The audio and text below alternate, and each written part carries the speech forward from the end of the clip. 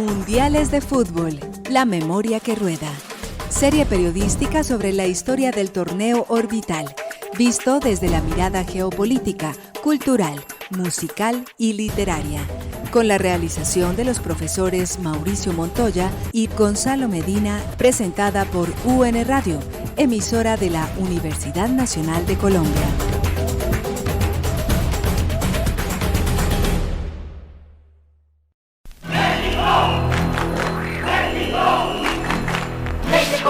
México, 86. México.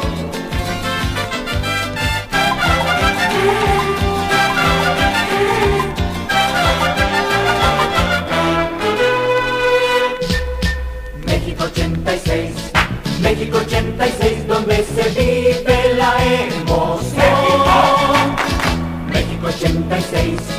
México 86, el mundo unido por un balón. Cantemos de alegría en un campo de amistad al juego que nos... Sean todos bienvenidos a su programa radial La Memoria que Rueda. Estas historias alternativas sobre los mundiales de fútbol. Hoy nuevamente nos trasladamos al Nuevo Mundo, a América Central, a México, 1986. Escuchábamos al iniciar este programa la canción oficial, ese himno titulado El Mundo Unido por un Balón de Juan Carlos Zavara, que en México fue el himno oficial y que de alguna manera pues animó y ambientó la fiesta futbolera que volvía a México y que ya había estado en 1970 y que ahora en 1986 volvía a tierras aztecas, pero con una particularidad, y es que curiosamente este Mundial de Fútbol de 1986, años atrás, había sido asignado a Colombia. Sí, lo oyeron bien, a Colombia.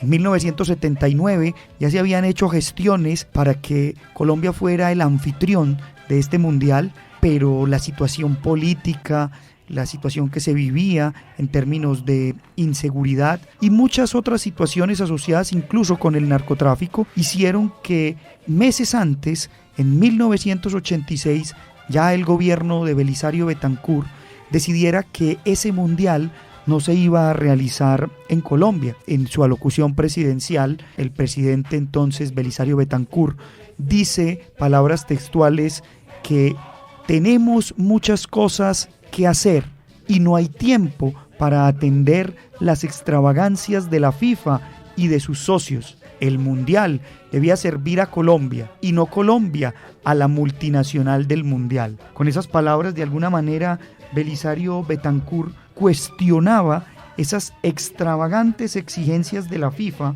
para que se hiciera el mundial.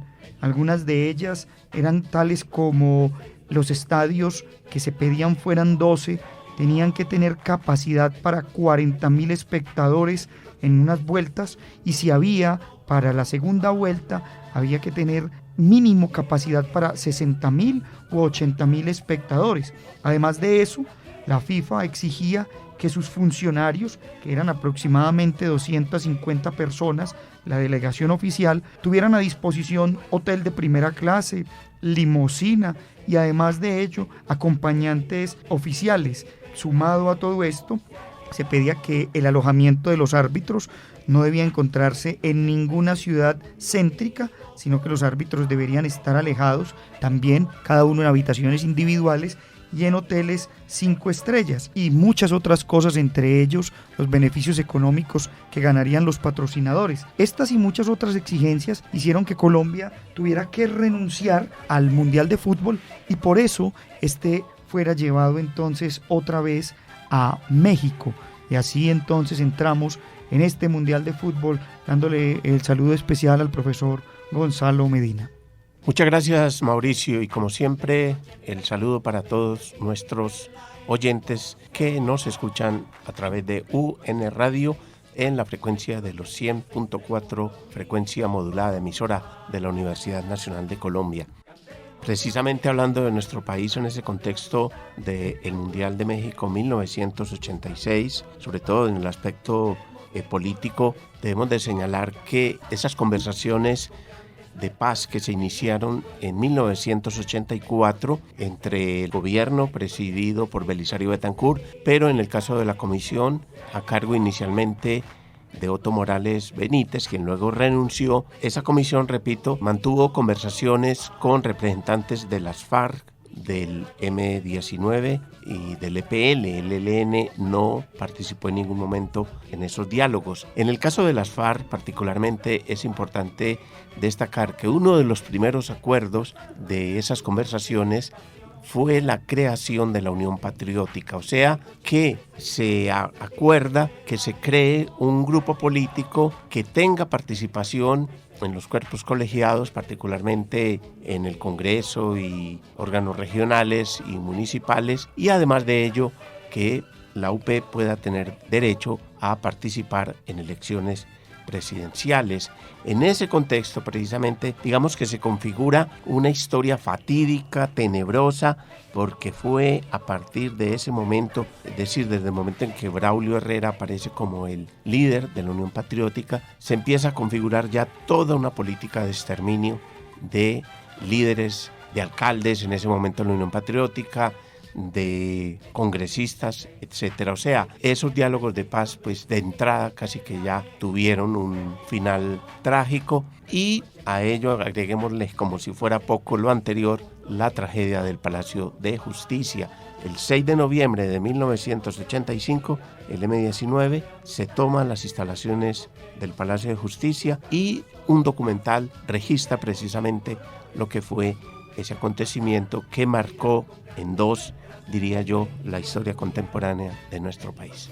Este fue el llamado que hizo el entonces presidente de la Corte Suprema de Justicia, el doctor Alfonso Reyes Echandía, invitando y solicitando urgentemente al gobierno dialogar con el comando del M-19 que se tomó el Palacio de Justicia. Estamos secuestrados con rehenes, somos rehenes del M-19. Estamos en el cuarto piso del edificio de la Corte. Si no cesa inmediatamente el fuego, hay una hecatombe.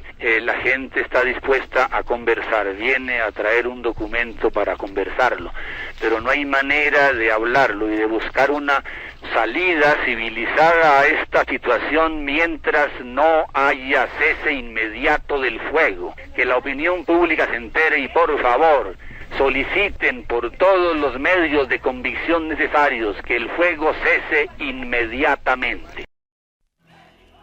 Sumado a eso también, profe, pues diría uno que el contexto colombiano para ese momento no tenía las condiciones para celebrar un campeonato como una cita orbital mundialista, y también pues días después vendría la tragedia de Armero, que enlutaría a nivel nacional por toda esta situación de la avalancha que desaparecería no solamente centenares de personas, sino a un territorio entero. Y en todo este contexto, profe, vuelve aquí la palabra de Eduardo Galeano, que nos ha acompañado a lo largo de estos programas, contándonos un poco también algunos de los acontecimientos en los que se enmarcaba este Mundial Azteca de 1986. Dice Galeano: Baby Doc Duvalier huía de Haití, robándose todo, y robándose todo huía Ferdinand Marcos de Filipinas, mientras los archivos norteamericanos revelaban, más vale tarde que nunca, que Marcos, el alabado héroe filipino de la Segunda Guerra Mundial, había sido en realidad un desertor. El cometa Halley visitaba nuestro cielo después de mucha ausencia. Se descubrían 9 lunas en torno al planeta Urano. Aparecía el primer agujero en la capa de ozono que nos protege del sol. Se difundía una nueva droga, hija de la ingeniería genética, contra la leucemia.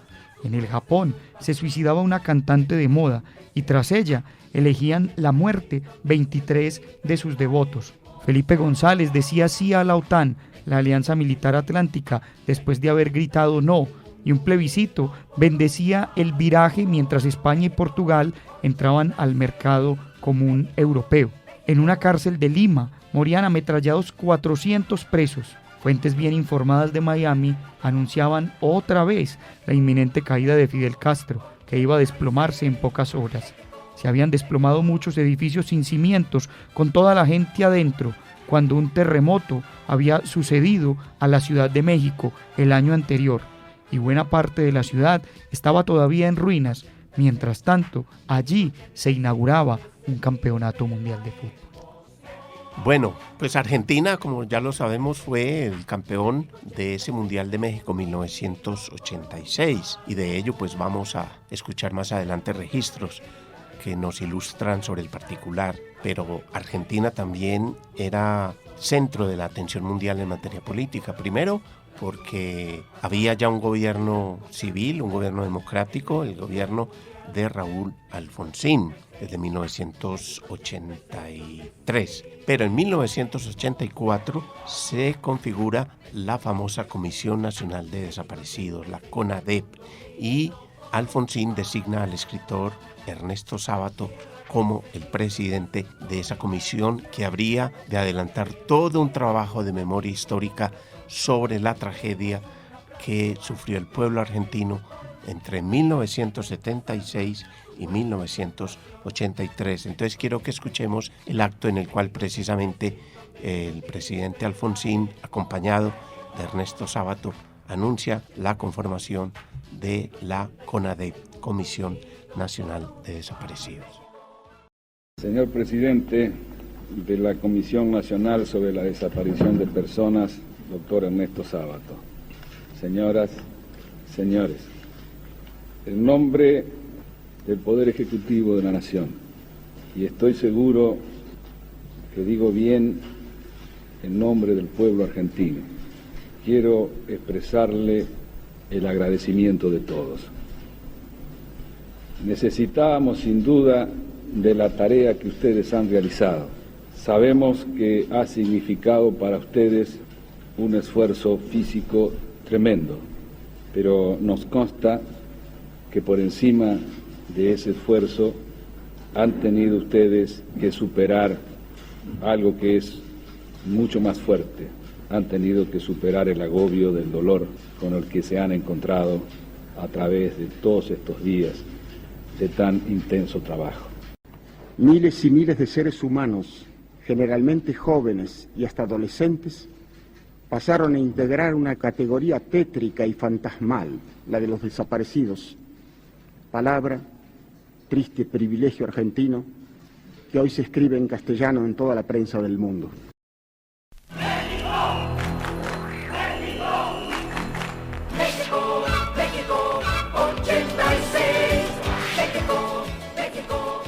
Y como usted muy bien, profe, lo decía, pues Argentina es protagonista en el contexto sociopolítico, pero también protagonista en este mundial, y es por eso que se recuerda memorablemente tal vez uno de los magníficos partidos en los que la selección argentina se enfrentaba a los ingleses, y para muchos ese partido podría haberse convertido en lo que llamaron una revancha, esa revancha que de alguna manera limpiaba la deshonra de haber sido derrotados en Malvinas. Para muchos era la forma, desde el fútbol, la cancha, esas piruetas de Maradona, pues lograban dar una bofetada a los ingleses y de alguna manera quedar en tablas después de esa derrota militar de Malvinas de 1982, un partido épico en el que no solamente se habló y se sigue hablando de la mano de Dios, la mano de Maradona, que anotaría uno de esos goles, sino que también se habla de ese segundo gol, el gol tal vez más gritado por los argentinos, un gol maravilloso para la historia de los mundiales, por lo que significó la jugada de Maradona, que lo convertiría casi para los argentinos en un dios. Por eso quiero invitarlos a que escuchemos ese segundo gol de Maradona, relatado por el uruguayo Víctor Hugo Morales. Escuchemos ese magnífico relato y tal vez emocionante por lo que significó ese gol de Maradona. Ahí lo tiene Maradona, lo marcan dos, pisa la pelota Maradona, arranca por la derecha el genio del fútbol mundial, y es el tercero a tocar para Borruchaga, siempre Maradona, genio, ¡gol!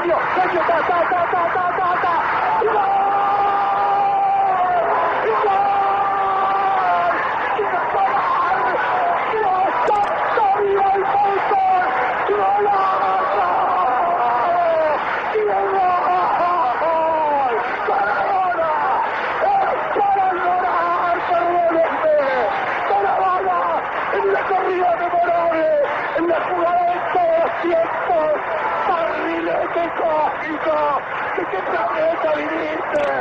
Para dejar el cabinetante inglés, para que el país se opulle apretado, gritando por Argentina. México, México, 86. Continuando un poco aquí con estas anécdotas, el Mundial de México 1986, encontramos también otro par de particularidades. En este Mundial siguen otra vez el modelo de 24 selecciones, pero pasará un cambio que de alguna manera, pues los que conocimos ya este formato mundialista con 24 equipos, pues para nosotros va a ser muy novedoso, pero también ya que va a ser recurrente. Y es que aparecerá la famosa regla de los mejores terceros en cada grupo o de los grupos pasarían a octavos de final, permitiendo eso entonces que pasaran 16 equipos y por ende esos equipos en muerte súbita paulatinamente de octavos de final a cuartos, semifinales y posteriormente la final.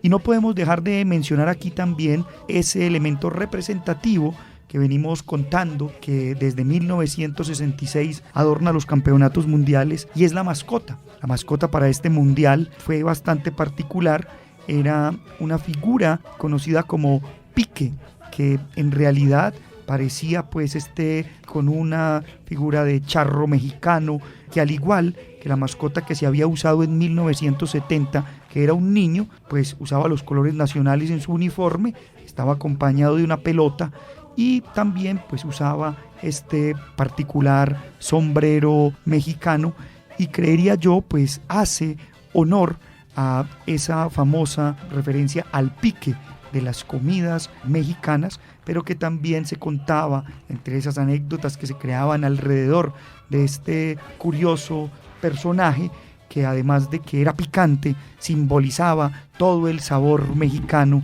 por jugar el fútbol. Y un datico más que también es llamativo es el hecho de que junto a esa canción oficial escuchamos al fondo y que escuchábamos al inicio de nuestro programa, también aparecen muchos temas populares, y es tal vez el mundial donde nace la ola, y también un famoso tema popular conocido como el Chiquitibum, que fue famoso en los estadios y que animaba a las gradas a cantar, a hacer la ola y repetirlo. Así que escuchemos un fragmento de este tema popular que animó este mundial también de 1986.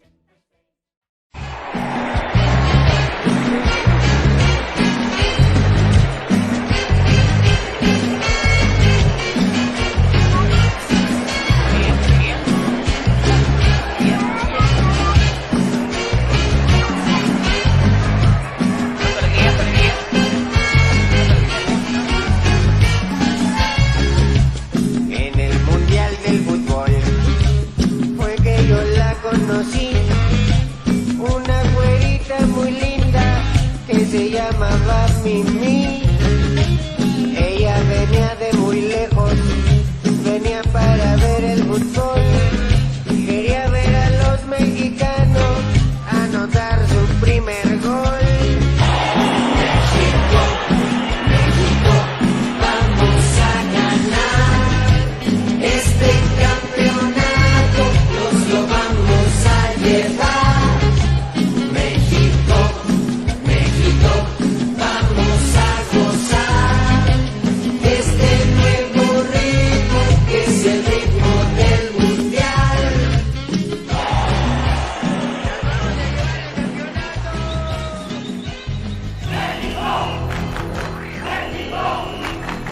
México, México, 86. México, México. Bueno, así como en España 1982 fue Brasil, por lo menos en mi concepto, la mejor selección, la que mejor fútbol jugó, pero que no fue campeona, algo similar diría yo de Francia 1986, una selección con un fútbol exquisito, un fútbol muy latinoamericano diría yo, con jugadores tipo Mario Tresor, de la isla de Martinica, colonia francesa, al fin y al cabo, y de igual manera un volante que siempre voy a recordar como Alain Giresse, entre otros. Y hablando de Francia y hablando de ese mundial, también hay que destacar un nombre muy importante en esa selección y en el fútbol mundial de entonces. Estamos hablando de Michel Platini. Michel Platini, que jugó también en Italia con la Juventus, tuvo un diálogo con la escritora francesa Marguerite Duras, de origen vietnamita. Es un diálogo titulado El fútbol me salva de la desgracia humana y que fue traducida al español en el periódico El Nacional de Caracas el 17 de enero de 1988 por Luis Alberto Crespo. Comienza diciendo lo siguiente: el fútbol te ha causado angustia, contesta Platini. No, nunca. El entorno sí, las personas que me rodean, pero no el fútbol. Me refiero a Michel Platini asediado por el fútbol, es decir, en tu vida cotidiana, le pregunta Marguerite. Y dice él, el fútbol nació en mí como una pasión. Lo que en cierto momento me ha producido angustia ha sido el ir de aquí para allá, de un estadio a otro. Llegué a sentirme hastiado. ¿A partir de qué año? A partir del momento en que comencé mi descenso como jugador. ¿1984? No, 1983 y 84. Esos fueron mis mejores años. Yo diría que fue exactamente en 1985 cuando ganamos la Copa Internacional. Yo jugaba para el Juventus.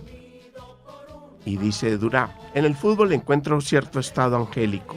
La gente, los hombres, me parecen humanamente puros y eso me emociona enormemente. Esa es la emoción que experimento cuando veo fútbol. Te vi en México. Fue en México, ¿no? Sí, te vi sufrir. Yo también quería matar a Maradona. Y dice Platini, pero eso es chauvinismo. No, aunque la noción de patria existe en todos los órdenes y que la noción del fútbol reemplaza a la del país natal. ¿Estás de acuerdo con la noción de angelismo? El angelismo no conoce fronteras ni patrias. Quiero que sepas que sin ti, dirigiéndose a Platini, no hubiera encontrado ese término. Olvídalo entonces. Y dice Platini, está olvidado. Excelente relato, excelente entrevista que de alguna manera también muestra lo humano de los jugadores de fútbol, que en ocasiones, en muchos momentos de la historia de estos personajes, juegan ese papel entre humanos y dioses y que son venerados, adorados por el público, pero también en un momento podrían llegar incluso a ser crucificados. Y siguiendo un poco esa línea, profe, literaria y de algunas referencias, yo quisiera también hacer referencia aquí al escritor mexicano Juan Villoro, que ha sido uno de los grandes referentes de la literatura al hablar de fútbol y cuyas referencias son necesarias nombrar cuando habla de que el mismo Dios es redondo, haciendo referencia a la pecosa, al balón, a todo eso que genera el fútbol. Y por allá en el año 2016, en el diario El Gráfico, se le hacía una entrevista a Juan Villoro y había una serie de preguntas que me parecen bastante interesantes mencionar aquí. Se le pregunta a Villoro, ¿qué te permite el fútbol? Responde el escritor, cumplir a través de la palabra lo que no logré en la cancha. Fui un esforzado extremo derecho y terminé mis días en la hierba como un lateral de relativa torpeza. Pero la literatura existe para asignarte vidas posibles y ahí le puedes anotar a Brasil en el Maracaná, en el último minuto del partido, en claro offside y salirte siempre con la tuya.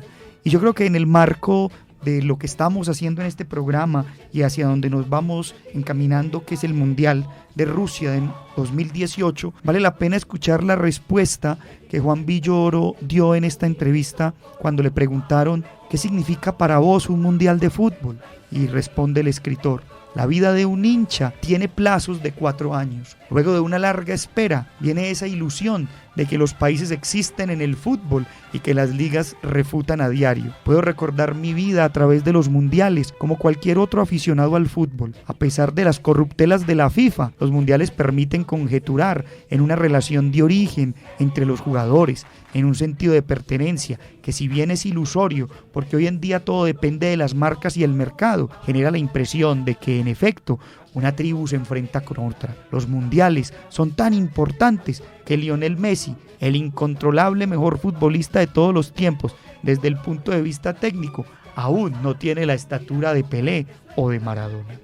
Bueno, y como estamos en Colombia y estamos en 1986, pues desgraciadamente Colombia es rica en producir acontecimientos por lo general trágicos. En ese año de 1986, finalizando el año, diciembre concretamente, es asesinado el director del periódico El Espectador, don Guillermo Cano Izaza. Y también, como es característico de Colombia, aquí todo el mundo presiente cuando va a morir, cuando va a ser asesinado. Y eso lo consignó para la literatura mundial Gabriel García Márquez con Crónica de una muerte anunciada. Vamos a escuchar un fragmento también de don Guillermo Cano Izaza, así que presintiendo lo que iba a ser finalmente su desenlace trágico a manos del narcotráfico y concretamente de Pablo Escobar Gaviria.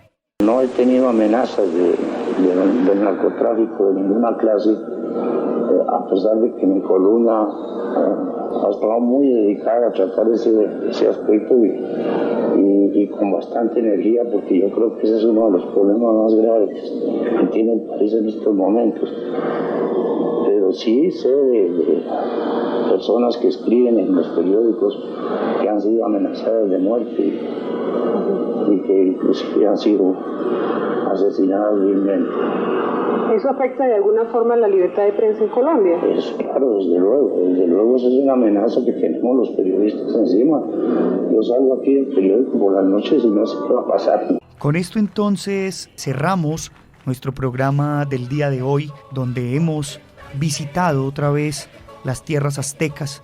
En 1986, este mundial que, como ya decía muy bien el profe Gonzalo Medina, vuelve a la gloria a los argentinos, los convierte en bicampeones mundiales y los eleva a lo más alto del pedestal de las citas orbitales mundialistas. Agradecemos a UN Radio por brindarnos este espacio, a Jorge Benjumea en el máster y a todos ustedes, nuestros oyentes. Los invitamos para que cada 8 días cumplan esta cita a las 8 de la noche en 100.4 FM, emisora de la Universidad Nacional, y sigamos así caminando por esta historia de los mundiales, la memoria que rueda. La semana entrante nos encontraremos ya con el Mundial de Italia 1990. Hasta pronto. 86, México 86, el mundo unido por un balón.